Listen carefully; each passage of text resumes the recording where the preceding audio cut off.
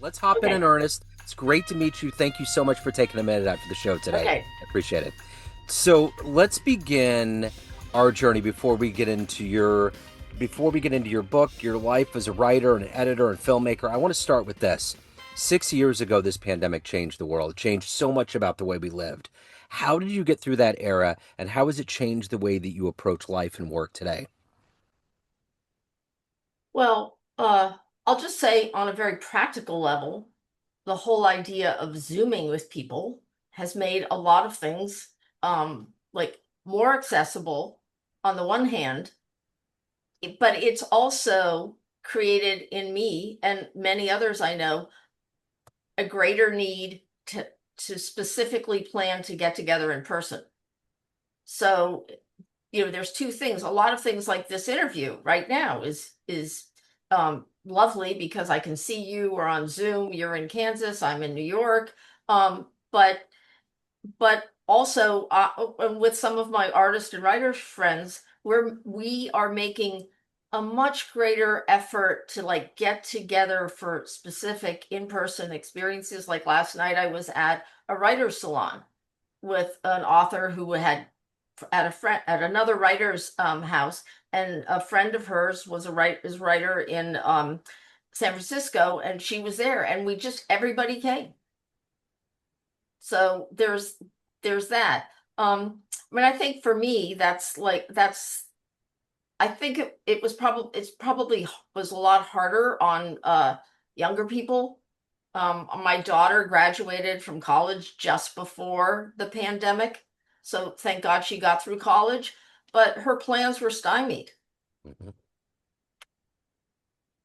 And I think the youth took the brunt of this. All the rest of us had some mileage on the odometer. There was a level of us to understand this, but I think the youth are going to reel from this for a long time. Right, and I think that in many ways that forced especially for younger people, a lot of them who hadn't had all the had been running their own lives independently. It forced them to do more, um, you know, online or with through social media apps, and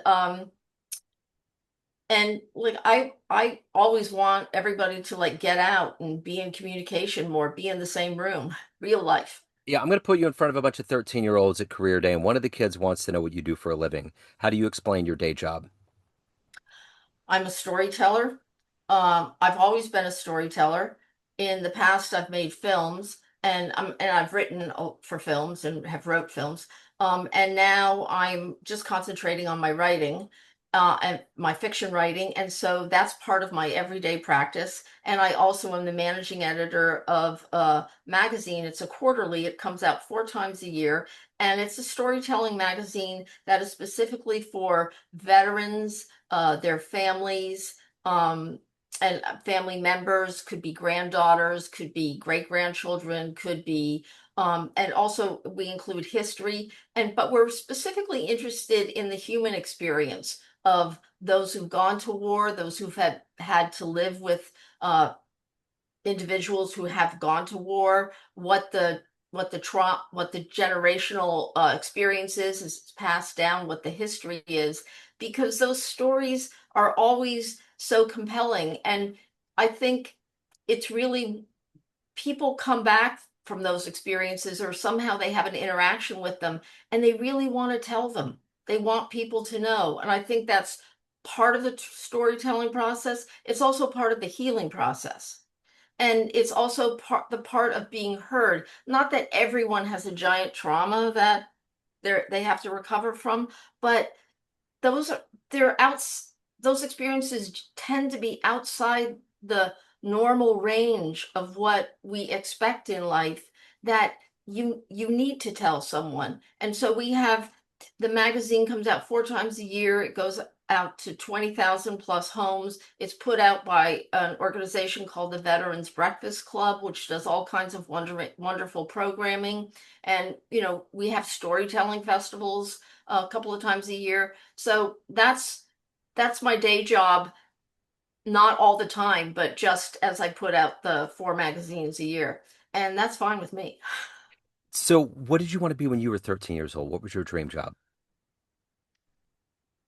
Um, I think my dream job, I wanted to include adventure. And I don't know at 13 if I knew exactly what it was, but I thought I really want to do something. I had a sense that I would never be someone who would just work for a company. Yeah. Like, and it was not just what I wanted. I did understand something about myself that like a company wasn't going to hire me. Like it would, we were going to be oil and water, and I always identified in I guess kind of like from my soul that I was kind of going to be on my own, and I've always worked kind of on a freelance basis, working with different jobs. And but I will say also very entrepreneurial in the sense that as a filmmaker, and I've been an independent filmmaker, I worked for the Smithsonian a PBS program with the Smithsonian making films for a while, but that was like my only nonstop full-time salary job that I've ever had in my life. The rest has all been freelance. So, I understood that about myself, and whether that became a self-fulfilling prophecy or not, it did dictate. And but I went originally, but I did study piano, and I went originally to a conservatory. And then I found out, like, no, I don't think this is for me. So, and then I did want to be a writer, but I was also immensely interested in film. And so that's what I went to do first. So, who were filmmakers or films or books or writers that influenced the way that you were going to approach your craft? Well, I was very interested in documentary films. So, there were a number of well, in our film class, in some of our film classes, there were a number of documentaries like that they taught, which no one will remember now, and they're really off the books, but at the time, and this was, I mean, they were old even at the time that we studied them, but they used to have these CBS reports, and it seems funny now, but there was a time when they were actually doing great documentary work.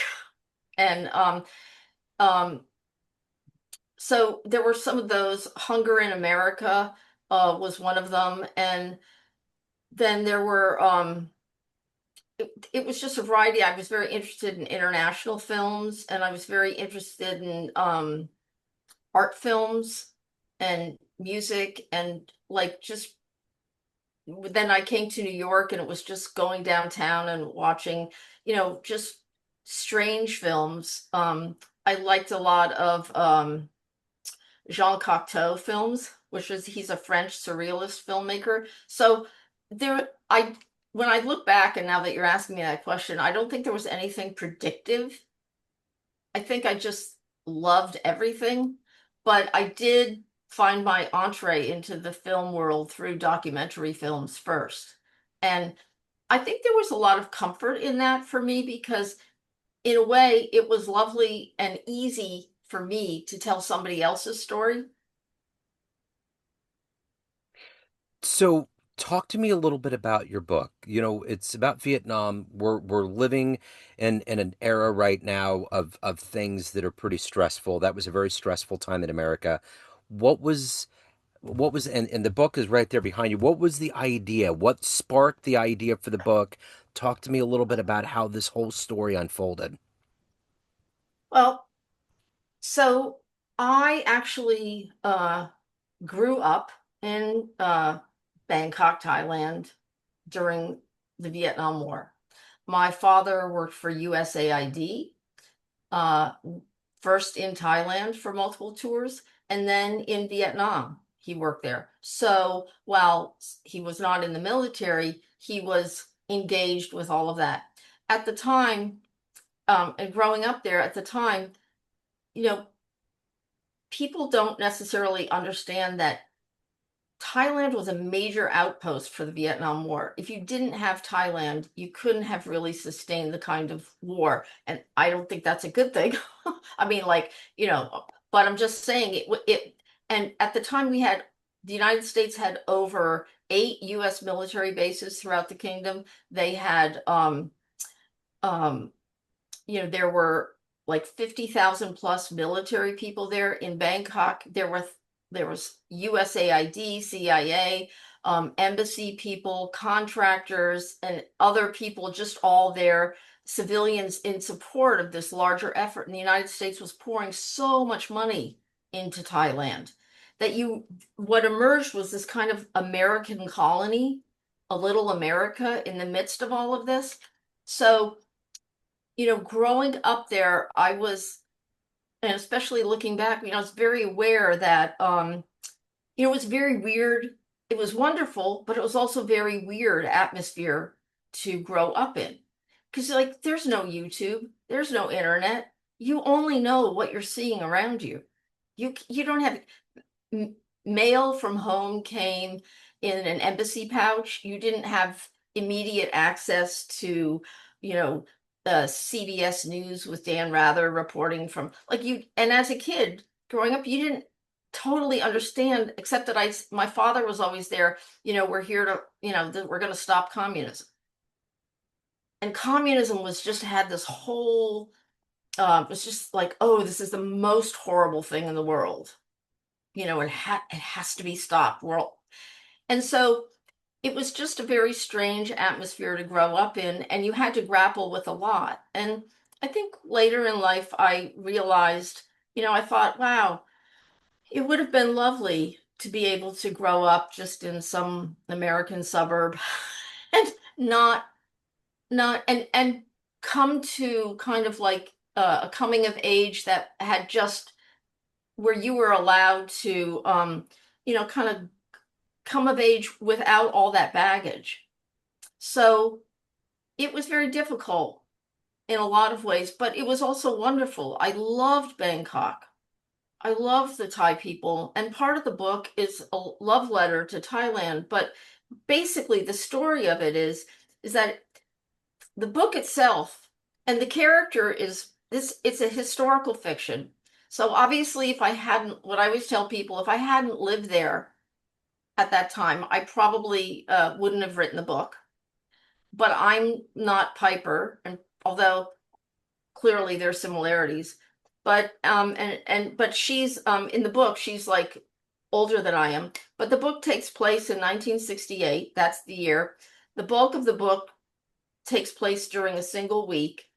It's in the shadow of the Vietnam War, and it's about 17-year-old Piper Lewis, whose father works for USAID, and she falls for a disillusioned GI who shows up on R&R. And by the time he leaves, by the time he goes back to Vietnam, her life is upended.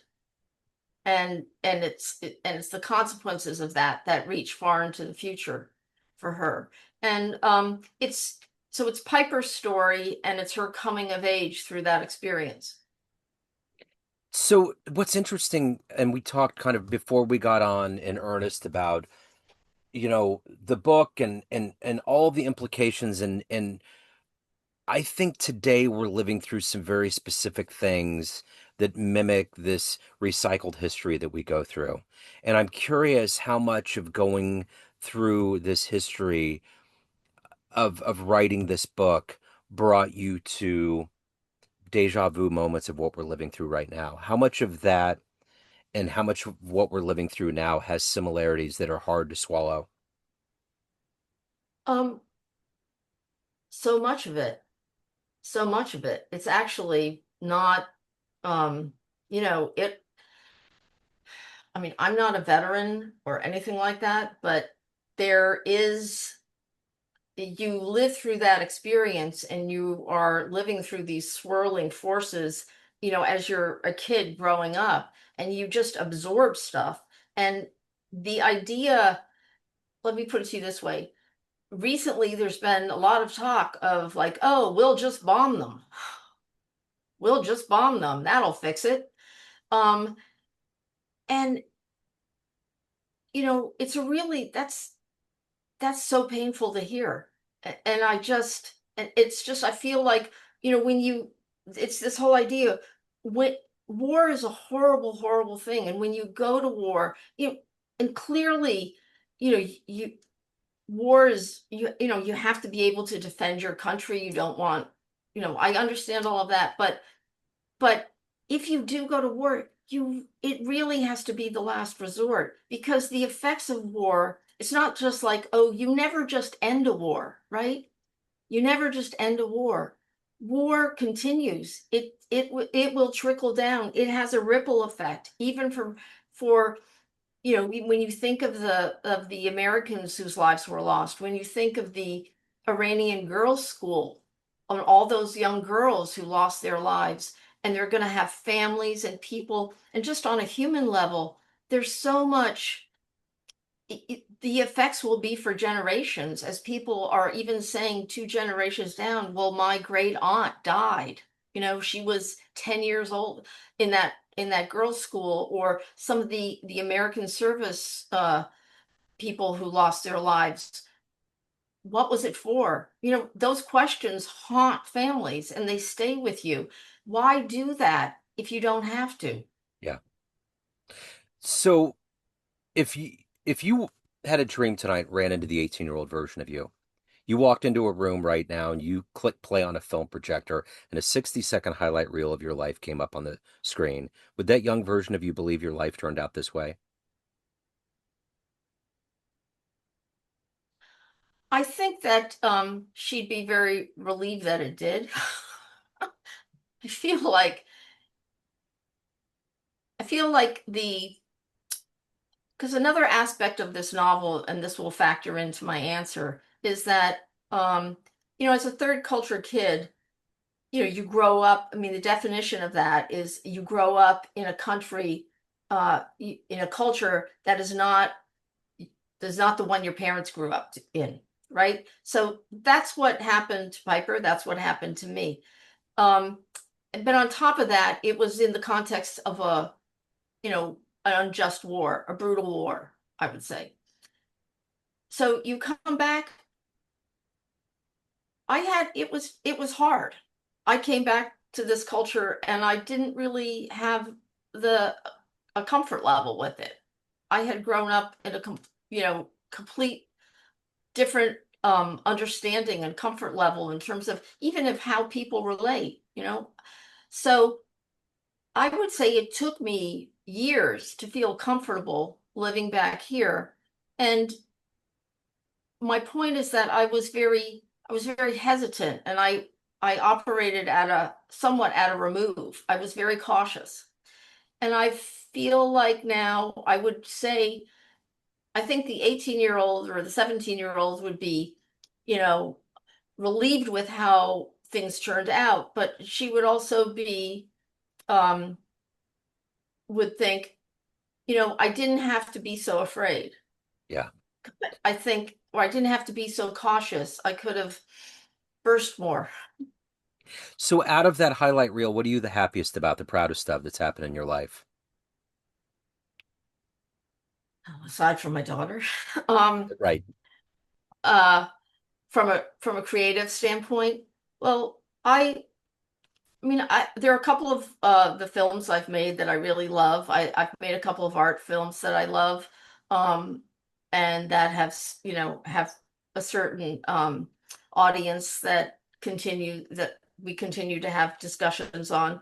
I But I'll say the documentary film that has been sort of that I could never have predicted that I would make, that would have totally surprised me and would have surprised my 17 or 18-year-old self, was because I was in New York making art films and just enjoying that a lot.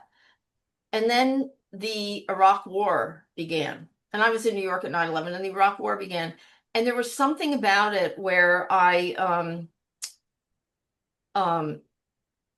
it and I remember I was there the night when the bomb started falling in Baghdad. I was with my father, and who had served in Vietnam, and we were both like, "Oh no, this isn't going to end well." Like, and all we did was sort of reference back to that time.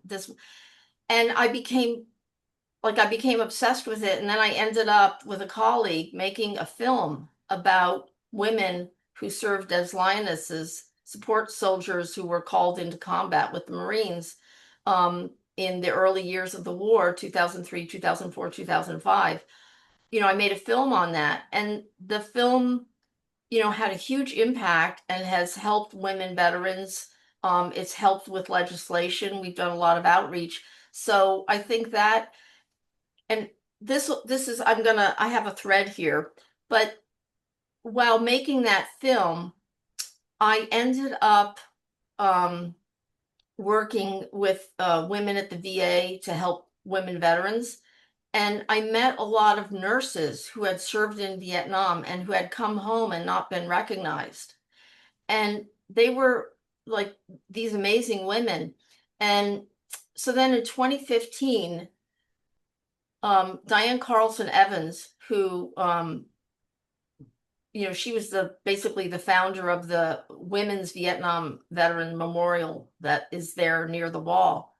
She invited me to speak in 2015 at the wall on Veterans Day, which I was like, oh my God, because they found my story very interesting, and my story isn't one that I had told a lot.